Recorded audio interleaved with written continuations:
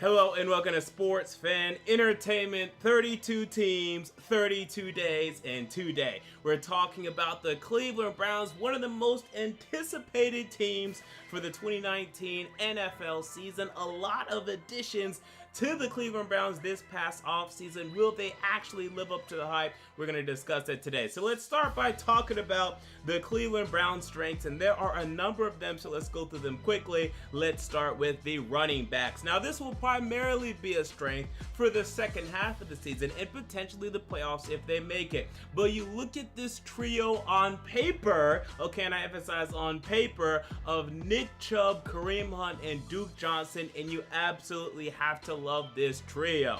Now, we'll see if Duke Johnson actually ends up on this team, whether or not he'll be traded or not, but we know what type of significant guy he can be in terms of the receiving game. You add in Kareem Hunt from the Kansas City Chiefs, and we can talk about whether or not they should have done this morality-wise, but he will add a lot to the football field. He has tremendous talent. He has absolutely burst onto the scene, and it's been one of the reasons why the Kansas City Chiefs has really ascended to being a Super Bowl contender in the past number of seasons. And then Nick Chubb, who had a fantastic rookie year. It was one of my bold predictions that he was going to claim that starting role in Cleveland, absolutely rip it away from everyone else, and that's what he did last season. I was not shocked by Nick Chubb's performance last season, so he's going to have no problem carrying the load for the first 8 weeks, and then you're going to throw in Kareem Hunt. Also, look out for a Hilliard, who's also on this team if they trade away Duke Johnson. You absolutely have to love the running backs in Cleveland, and it's a nice compliment to the quarterback that they have as well. The next strength for this football team absolutely has to be their defensive line,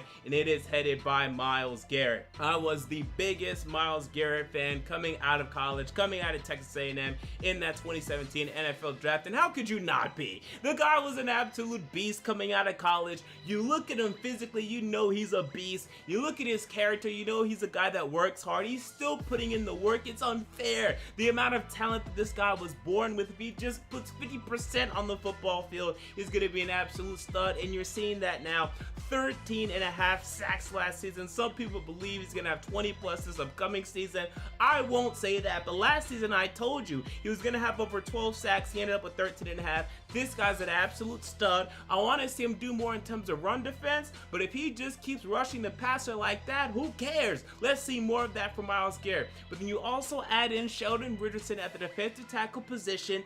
This is a welcome addition. You also have Larry Ogunjobi, who I believe is one of the most underrated defensive tackles in the league right now. A guy that can get after the passer and is a very strong run defender in his own right. So you look at those three right there on the defensive line. You have to love that. And you guys also added in Olivier Vernon. You traded for him, the former New York Giant and also former Miami Dolphin. He's coming to this Cleveland Browns team, and he's not a guy that's going to rack up a lot of sacks, but you don't need that because he's the perfect complement to Myles Garrett, who will get you a ton of sacks. May not be great against the run, but still decent against the run, but may not be great against the run. Olivier Vernon is definitely great against the run. He'll get you pressures, won't get you sacks, but Myles Garrett can definitely get you sacks, and anyone that runs away from Myles Garrett will definitely then run into Olivier Vernon or Larry Ogunjobi, who's rushing from the inside. This defensive line is stacked, but it is top heavy because I don't see anyone beyond this top four that I really like. So there's no depth here, but the first four are so strong that I definitely have to list it as a strength for this football team. And the final strength for this football team is definitely the wide receivers. You have a great duo here, the former LSU duo in Odell Beckham Jr. and Jarvis Landry. How can you not love that? But I think the depth here is pretty good as well, as you have Antonio Callaway as your number 3, and that's a pretty good number 3. I mean, he did some good things for you last year. And you also have Rashard Higgins. Now, personally, I actually prefer Rashard Higgins to Antonio Callaway. I think he's more consistent. But Callaway's definitely, the bigger, playmaker, if you will. So, you have, consistency in terms of Rashard Higgins and Jarvis Landry. You have big-time plays from Odell Beckham and Antonio Callaway. It's balanced. It's deep. You have to love the wide receivers in Cleveland to me. With that, so we move on to their weaknesses. And there's only a couple, but number one to me has to be their linebackers. I am not in love with the linebackers in Cleveland. Now, I like Joe Schobert. Don't get me wrong. I'm a big fan of him. And then that's it. Christian Kirksey, I'm tired of. We continue to see Christian Kirksey starting for this football team. He's never been impressive to me. He's a guy that can rack up a decent amount of tackles, but he doesn't react quick enough. He's not instinctive.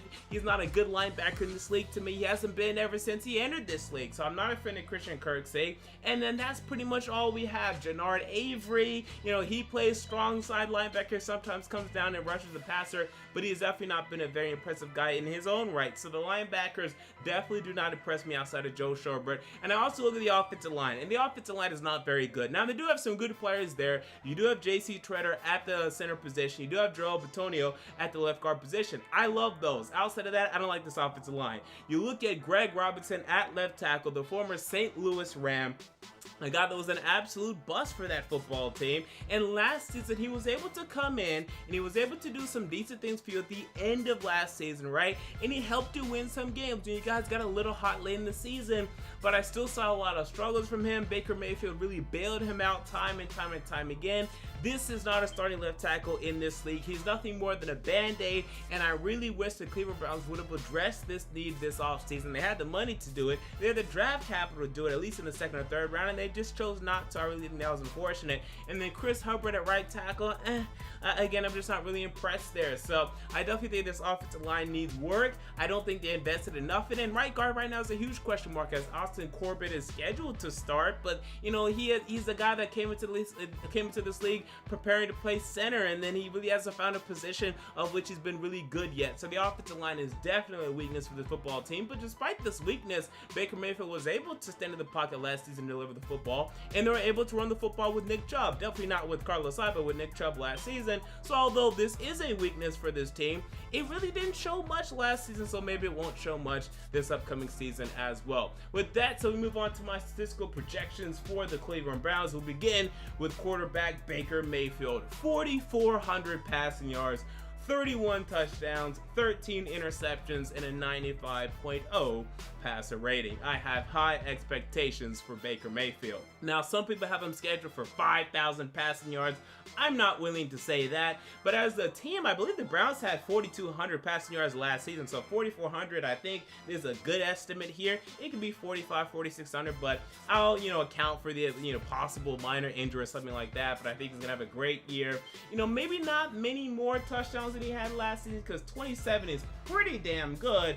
But 31, trust me, that's very good. Jared Goff had 32 last season. He was an MVP candidate. 31 passing touchdowns is great. We look at running back Nick Chubb, 160 carries, 775 rushing yards, and 5 touchdowns. Now, some people may want me to list Kareem Hunt here, but I think when it's all said and done with Nick Chubb, being the bell cow for the first 8 games and also still getting some carries in the last 8 games, he's going to lead the pack here in terms of rushing yards and carries for the Browns this season. So I only listed Nick Chubb here, and I would draft Nick Chubb, but be prepared to drop him or maybe even handcuff him with Kareem Hunt if you want to do that in your fantasy leagues. And then wide receiver Odell Beckham, 80 catches, 1,100 yards, and 8 touchdowns. Now, some people may be surprised by this, and I'm being a little conservative here. I just want to see what the chemistry looks like between Baker Mayfield and Odell Beckham. I have no doubt that Baker Mayfield will force feed Odell Beckham a good amount this season, but with Jarvis Landry there, with David Njoku, and again, I like Antonio Callaway and Rashard Higgins.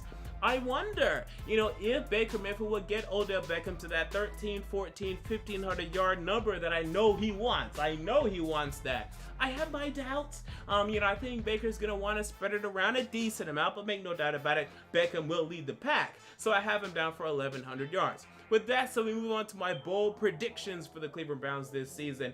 And we begin with bold prediction number 1. The Browns start either 2-5 or 3-4. I look at this Cleveland Browns schedule, and it is a schedule that is absolutely top heavy in terms of the earlier weeks of the season. Firstly, you host the 9-7 Tennessee Titans, a team that, again, I have going 11-5 this upcoming season. Call me biased or not, that's what I have, but you can at least admit they're a middling team in the NFL at the very worst. Then you go to New York and face the New York Jets, who will be improved. The New York Jets will be improved. They improved, talent-wise, roster-wise. They're going to be a better team, and going to New York is not an easy thing. Then you host the NFC champion, LA Rams. You go to Baltimore. You go to San Francisco, and at least Jimmy Garoppolo will be healthy for this matchup, hopefully week 5. And then week 6, you host the consistent playoff team, Seattle Seahawks, who I actually expect to miss the playoffs this year, but this is not an easy game. They travel decently well. Then you guys go to New England after the bye week. This is a difficult first 7 games. Now, I'll say you guys will probably go 3-4, but I could even see 2-5 here. I mean, the only definite win that I see, I think you guys will beat the Jets, and I think you guys will beat Seattle. And I think you'll win one more. The other one, I don't know. A lot of you will say against Tennessee, and that's fine. You can say that. But New England, at San Francisco, at Baltimore, I just don't see those being wins right now, and I think the Browns will start out 3-4. So with that, so move on to bold prediction number 2, and that is, however, the Browns will win both Monday Night Football games. Yes, I do have them actually going to New York and San Francisco in winning those Monday Night Football games. So despite that 2-5 and 3-4 start, I'm going to say that at least 2 of those 2 wins or 2 of those 3 wins will be those Monday Night Football games. I think they'll go to New York and beat Sam Darnold and the Jets, and I think they'll go toe-to-toe with Jimmy Garoppolo and Kyle Shanahan and beat the San Francisco 49ers. With that, so move on to my final bold prediction. Despite that slow start, the Browns still make the playoffs because, again, although it's a top-heavy schedule, after that it lightens up. After facing New England, you go to Denver. I'm not worried about that particularly. You host the Bills, you host the Steelers, you host the Dolphins, go to the Steelers, host the Bengals, go to Arizona, host Baltimore, go to the Bengals. And you swept the Bengals last season. You showed an ability to really compete against Pittsburgh last year. Now you guys should be able to beat them. I don't think you're going to sweep them, but at least, beat them once for sure.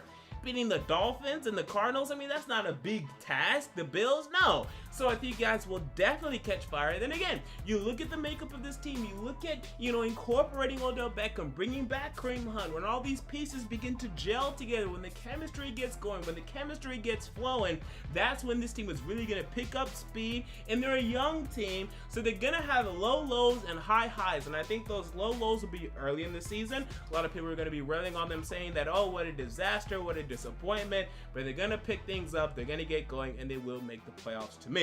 With that said, my win-loss projections for the Cleveland Browns. Best case scenario, I'm wrong, and they actually start out decent, and then when they get Kareem Hunt back in the lineup, they get even more chemistry. They just rail through this schedule. Now, even with that said, they're gonna lose a game to the Ravens. They're gonna lose a game to the Steelers. They're gonna lose to the Rams and the Patriots to me. I just don't see them winning all of those games. I have to say best case scenario is only 12-4. 13-3, I just don't think it's really on the table this season. Next season, perhaps, and maybe even most definitely, but this season, 12-4, that's the max to me. Worst case scenario, I think it has to be 8-8. I think we have to account for the fact that maybe this is just a mess. Maybe they're only able to improve half a game from last season, but it should be an improvement. And again, this is assuming that they're healthy. My worst case scenario is assume that you're healthy and things just go wrong chemistry wise. You guys should definitely still be a half game improvement from where you were last season, and my projection is 10-6. Again, despite that 2-5 and what will likely to me be a 3-4 start, I really think you get hot, and I really think you run through the rest of your schedule, pretty much only losing to the Pittsburgh Steelers in Pittsburgh. I think that's going to be the case for those last number of games for you guys to still go 10-6, maybe another game in there, because I think you guys will start 3-4. And then you guys will make the playoffs, and then we'll see what you do there.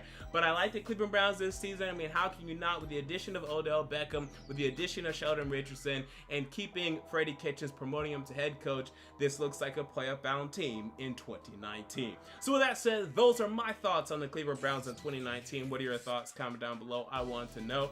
If you enjoyed the video, make sure to like, comment, and most importantly, to subscribe. And until next time, this has been MJ of Sports Fan Entertainment, and I'm out.